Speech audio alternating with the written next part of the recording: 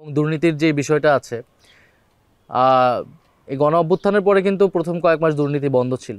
এই দুর্নীতির চক্র আবার কিভাবে সরকারে জেকে বসলো, এইটা নিয়ে আপনারা ইনভেস্টিগেট করেন, দেখেন এটার সাথে কারা জড়িত। বৈষম্য বিরোধী ছাত্র আন্দোলনে অন্য রাজনৈতিক দলের ছাত্রকর্মীরা এসে কিভাবে দুর্নীতি করেছে, চাঁদাবাজি করেছে, সেই তথ্য প্রচার করা হয়েছে বৈষম্য বিরোধীর নামে। সেই বিষয়টা তুলে ধরা উচিত। মিডিয়া তো, আমরা তো সেই মিডিয়া সাপোর্টটা আমরা পাচ্ছি না বলে মনে করছি। এবং আমাদের নামে আমাদের বিষয়ে ইনভেস্টিগেট করা হোক, যে আমরা কত সম্পত্তির মালিক হয়েছি, কত টাকার মালিক হয়েছি। আর এখন যে রাজনৈতিক দলের অন্যান্য নেতাকর্মীরা রয়েছে, তারা গত এক বছরে কত কোটি কোটি টাকা কামিয়েছে চাঁদাবাজি, লুটপাট নামে। প্রশাসনে, বিশ্ববিদ্যালয়ে, নানা জায়গায় কীভাবে তাদের নিজেদের লোক বসিয়েছে।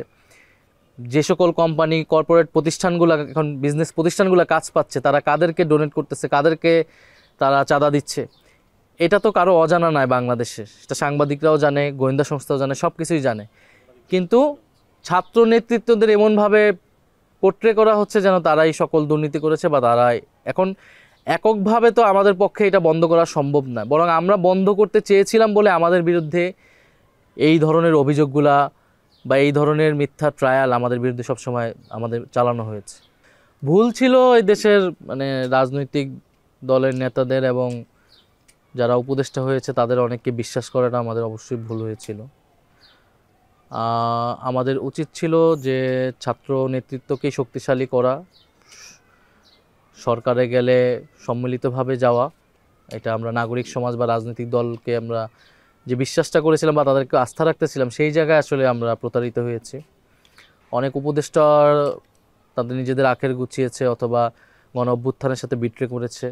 আমরা যখন সময় আসবে এদের নামও আমরা উন্মুক্ত করব।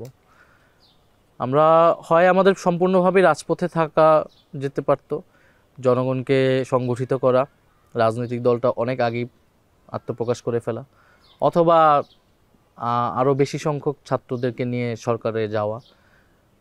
সো এইটা আমরা মনে করি হয়তো আমাদের এই জায়গায় একটা ভুল হয়েছে। তবে এখন যেহেতু ভুল হয়েছে, সেটাকে সংশোধন করার জন্যই কিন্তু আমরা এখন রাজনৈতিক প্রক্রিয়া আছে, রাজনৈতিক দল গঠন, এবং সেই প্রক্রিয়া আমরা অব্যাহত রাখবো।